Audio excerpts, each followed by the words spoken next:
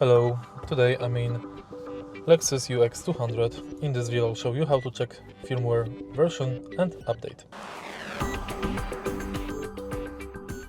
In the beginning, take a look at the screen display and now go to Setup. Enter General and scroll down.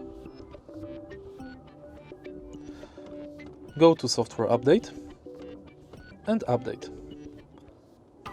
Make sure you've got connected device with the latest software update installed or your car is connected to Wi-Fi.